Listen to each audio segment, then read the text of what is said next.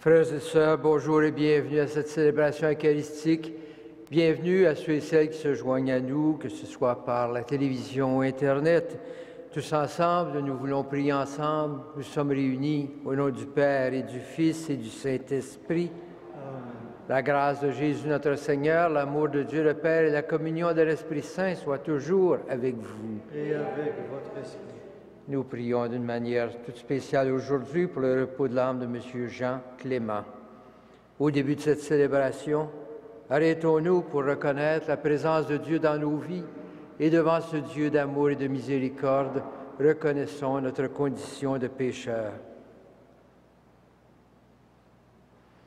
Seigneur Jésus, toi qui es bon pour nous, prends pitié de nous. Prends pitié de nous. Ô Christ, toi qui es miséricordieux pour les pécheurs, prends pitié de nous. Prends pitié de nous. Seigneur, toi qui veux notre bonheur, prends pitié de nous. Prends pitié de nous. Que Dieu Tout-Puissant nous fasse miséricorde, qu'il nous pardonne nos péchés et nous conduise à la vie éternelle. Amen.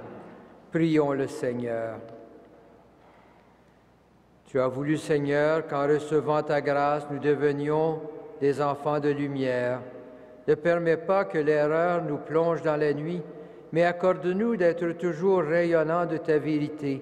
Par Jésus, le Christ, notre Seigneur, qui vit et règne avec toi dans l'unité du Saint-Esprit pour les siècles des siècles. Amen.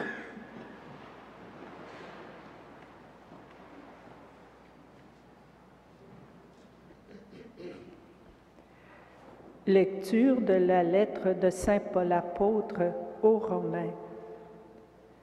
Je suis convaincu, mes frères, que vous êtes très bien disposés, remplis d'une haute connaissance de Dieu et capables aussi de vous reprendre les uns les autres.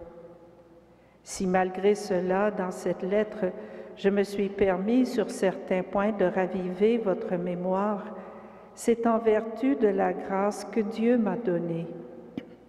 Cette grâce, c'est d'être ministre de Jésus-Christ pour les nations païennes, avec la fonction sacrée d'annoncer l'Évangile de Dieu pour que les païens deviennent une offrande acceptée par Dieu, sanctifiée par l'Esprit Saint. En Jésus-Christ, j'ai donc de quoi m'enorgueillir pour ce qui est du service de Dieu. Car je n'oserais pas parler s'il ne s'agissait pas de ce que le Seigneur a mis en œuvre par moi pour mener les païens à l'obéissance de la foi. La parole et les actes, la puissance des signes et des prodiges, la puissance de l'Esprit Saint. Ainsi, depuis Jérusalem, en rayonnant jusqu'à la Dalmatie, j'ai mené à bien l'annonce de l'Évangile du Christ. J'ai mis cependant mon honneur à n'évangéliser que là où le nom du Christ n'avait pas encore été prononcé, car je ne voulais pas bâtir sur les fondations posées par un autre, mais je voulais me conformer à cette parole de l'Écriture. Ceux à qui on ne l'avait jamais annoncé, ils verront. Ceux qui n'en avaient jamais entendu parler, ils comprendront. Parole du Seigneur.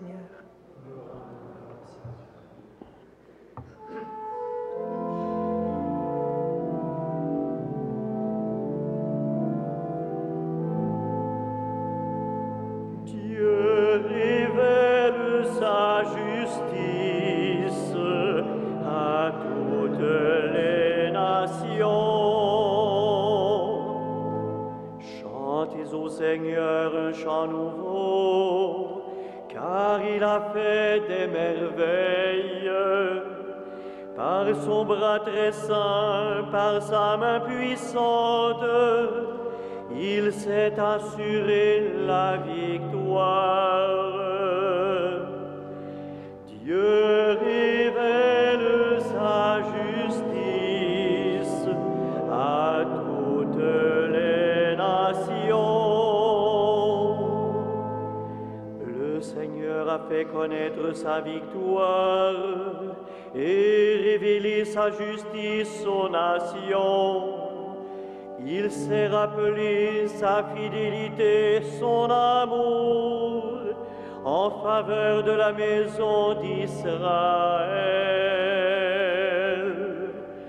Dieu révèle sa justice à toutes les nations. La terre tout entière a vu la victoire de notre Dieu. Acclamez le Seigneur, terre entière, sonnez, chantez, jouez.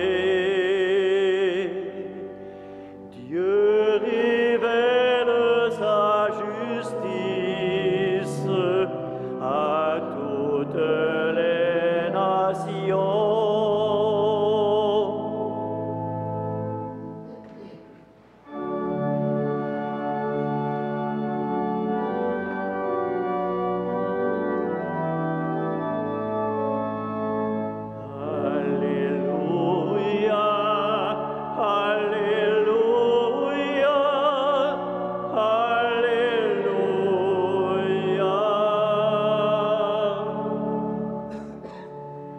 Celui qui garde la parole du Christ connaît l'amour de Dieu dans sa perfection.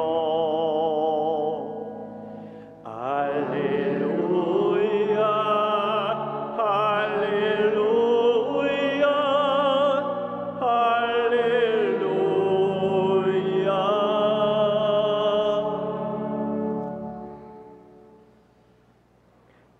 Le Seigneur soit avec vous. Et avec votre esprit. Évangile de Jésus-Christ selon saint Luc. Et gloire à toi, Seigneur. Jésus disait encore à ses disciples, « Un homme riche avait un gérant qui lui fut dénoncé parce qu'il gaspillait ses biens. Il le convoqua et lui dit, « Qu'est-ce que j'entends dire de toi? Rends-moi les comptes de ta gestion, car désormais tu ne pourras plus gérer mes affaires. » Le gérant pensa, « Que vais-je faire, puisque mon maître me retire la gérance? Travailler la terre, je n'en ai pas la force. Mendier, j'aurais honte. Je sais ce que je vais faire pour qu'une fois renvoyé de ma gérance, je trouve des gens pour m'accueillir. » Il fit alors venir un par un ceux qui avaient des dettes envers son maître. Il demanda au premier, « Combien dois-tu à mon maître? » « 100 barils d'huile. » Le gérant lui dit, « Voici ton reçu. Vite, assieds-toi et écris 50. » Puis il demanda à un autre, « Et toi, combien dois-tu? 100 sacs de blé. » Le gérant lui dit, « Voici ton reçu, écris 80. » Ce gérant trompeur, le maître fit son éloge. Effectivement, il s'était montré habile. Car les fils de ce monde sont plus habiles entre eux que les fils de la lumière. Acclamons la parole de Dieu. Louange à toi, Seigneur Jésus.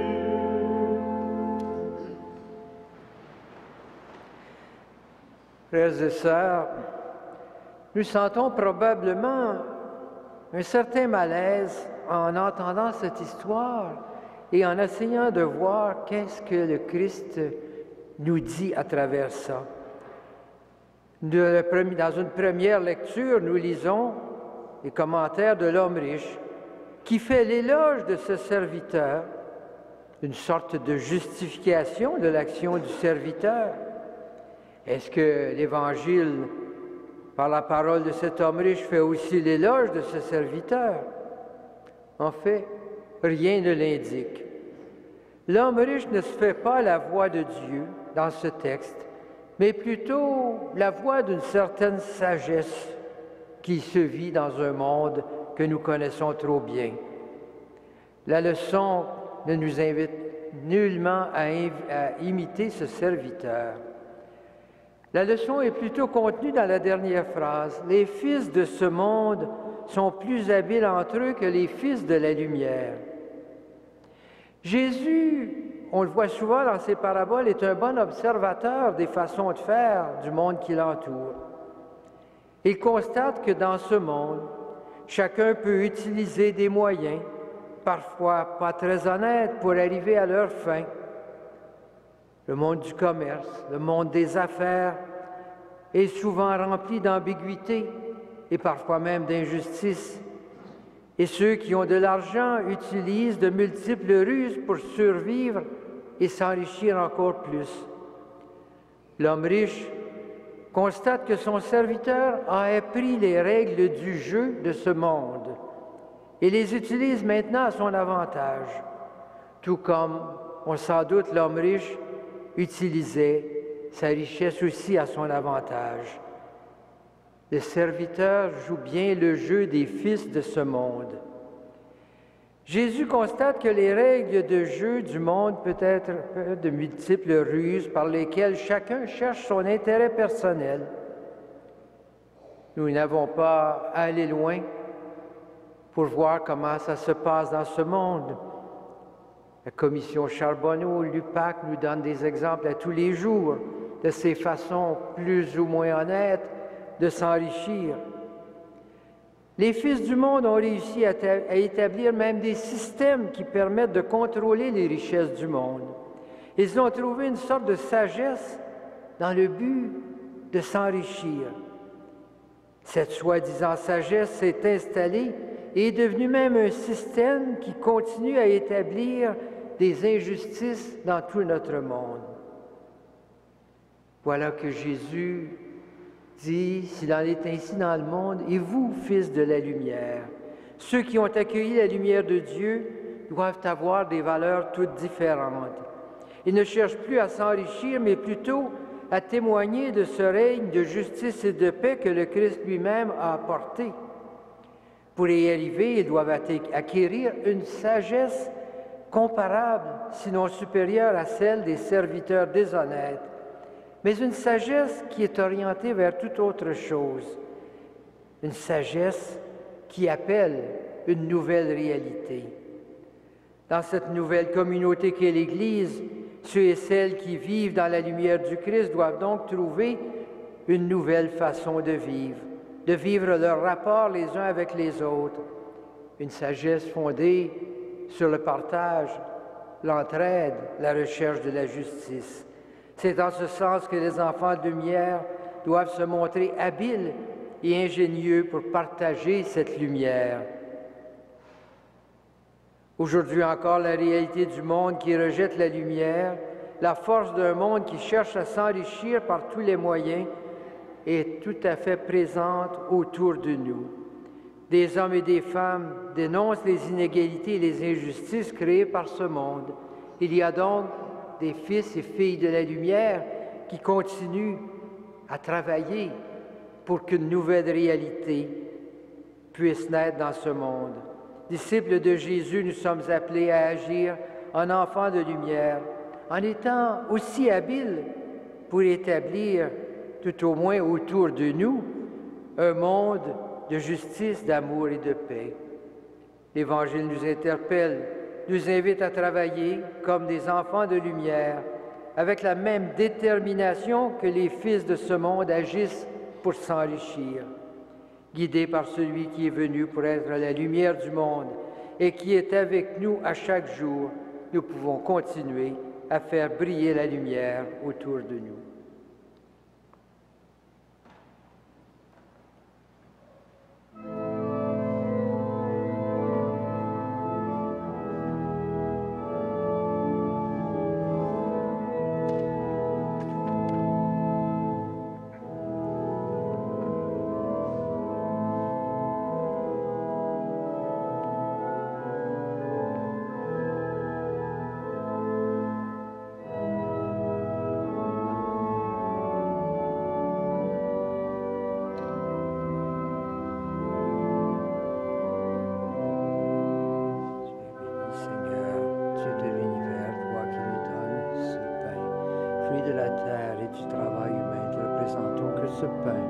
Soit pour nous le pain de la vie.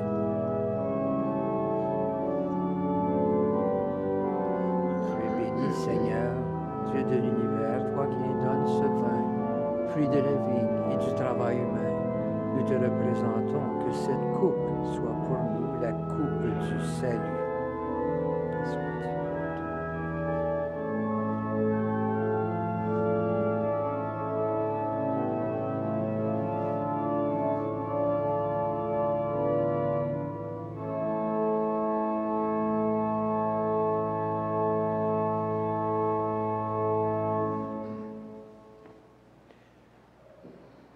Prions ensemble au moment d'offrir le sacrifice de toute l'Église. Pour la gloire de Dieu et le salut du monde. Dieu qui agit avec puissance dans tes sacrements, fais que le peuple assemblé pour te servir soit accordé à la sainteté de tes propres dons par Jésus le Christ notre Seigneur. Amen. Le Seigneur soit avec vous. Et avec votre esprit. Élevons notre cœur. Nous le tournons vers le Seigneur. Rendons grâce au Seigneur notre Dieu. Cela est juste et bon. Vraiment, il est juste et bon de te rendre gloire, de t'offrir notre action de grâce toujours et en tout lieu. À toi, Père très saint, Dieu éternel et tout-puissant. Tu n'as pas besoin de notre louange, et pourtant c'est toi qui nous inspires de te rendre grâce.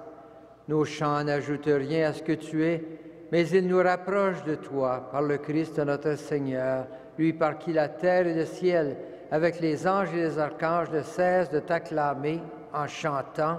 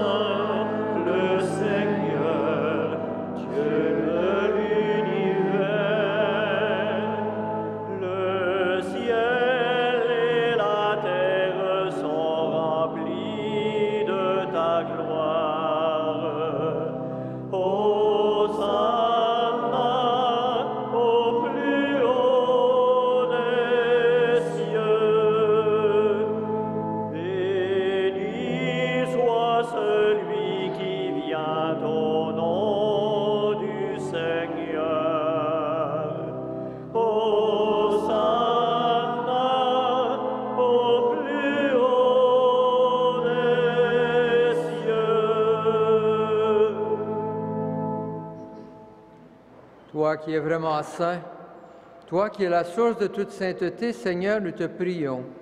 Sanctifie ces offrandes en répandant sur elles ton esprit, qu'elles deviennent pour nous le corps et le sang de Jésus, le Christ notre Seigneur. Au moment d'être livré et d'entrer librement dans sa passion, il prit le pain, il rendit grâce, il le rompit, et le donna à ses disciples en disant, « Prenez et mangez-en tous, ceci est mon corps livré pour vous. »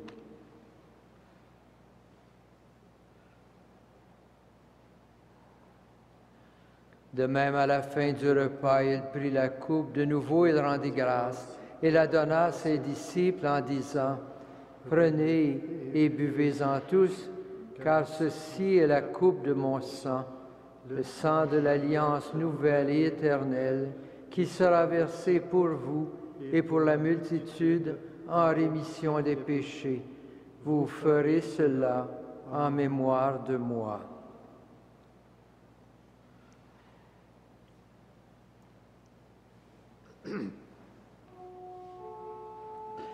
Il est grand le mystère de la foi. Nous proclamons ta mort, Seigneur Jésus. Nous célébrons ta résurrection. Nous attendons ta venue dans la gloire.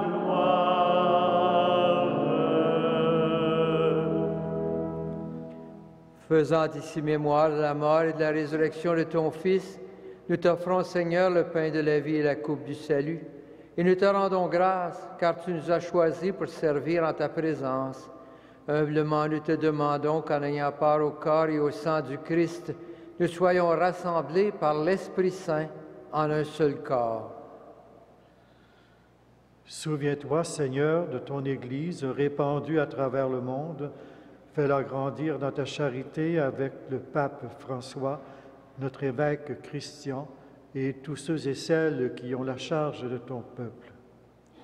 Souviens-toi aussi de nos frères et de nos sœurs qui se sont endormis dans l'espérance de la résurrection. Souviens-toi de toutes les personnes qui ont quitté cette vie. Reçois-les dans ta lumière auprès de toi. Sur nous tous, enfin, sur ceux et celles qui se confient à nos prières, nous implorons ta bonté. Permets qu'avec la Vierge Marie, la bienheureuse Mère de Dieu, avec Saint Joseph, son époux, avec les apôtres, avec Saint Frère André et les saints de tous les temps qui ont vécu dans ton amitié, nous ayons part à la vie éternelle et que nous chantions ta louange par Jésus-Christ, ton Fils bien-aimé. Par lui, avec lui et en lui, à toi, Dieu le Père Tout-Puissant, dans l'unité du Saint-Esprit, tout honneur et toute gloire pour les siècles des siècles. Amen. Unis dans un même esprit, rassemblés autour de la table du Seigneur, prions, Dieu notre Père, avec les paroles que Jésus nous a données. Notre Père qui es aux cieux, que ton nom soit sanctifié, que ton règne vienne, que ta volonté soit faite sur la terre comme au ciel. Donne-nous aujourd'hui notre pain de ce jour. Pardonne-nous nos offenses, comme nous pardonnons aussi à ceux qui nous ont offensés. Et ne nous soumets pas à la tentation, mais délivre-nous du mal. Délivre-nous de tout mal, Seigneur, et donne la paix à notre temps. Par ta miséricorde, libère-nous du péché. Rassure-nous devant les épreuves en cette vie où nous espérons le bonheur que tu promets et l'avènement de Jésus-Christ, notre Sauveur. Car c'est à toi qu'appartiennent le règne, la puissance et la gloire pour les siècles des siècles. Seigneur Jésus-Christ, tu as dit à tes apôtres, je vous laisse la paix, je vous donne ma paix. Ne regarde pas nos péchés, mais la foi de ton Église, pour que ta volonté s'accomplisse. Donne-lui toujours cette paix et conduis-la vers l'unité parfaite, toi qui règnes pour les siècles des siècles. Amen. Que la paix du Seigneur soit toujours avec vous. Et avec votre esprit.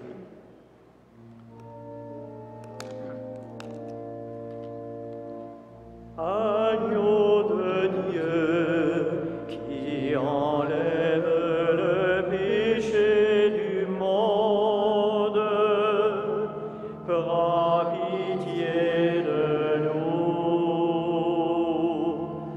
Agneau de Dieu qui enlève le péché du monde, donne-nous la paix.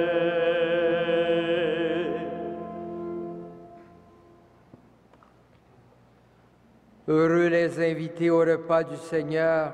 Voici l'agneau de Dieu qui enlève le péché du monde. Seigneur, je ne suis pas digne de te recevoir, mais dis seulement une parole et je serai guéri.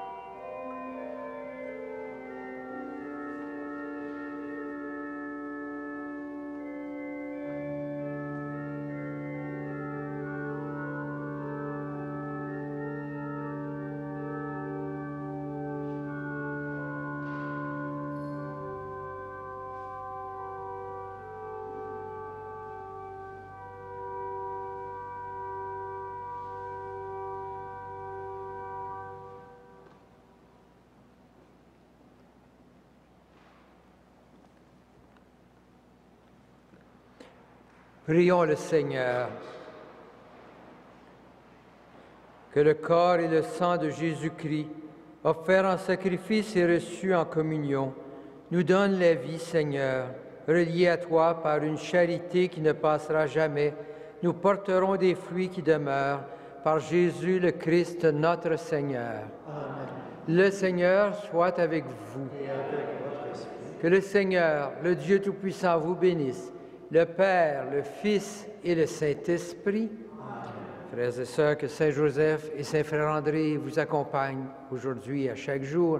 Allez dans la paix et dans la joie du Christ. Amen.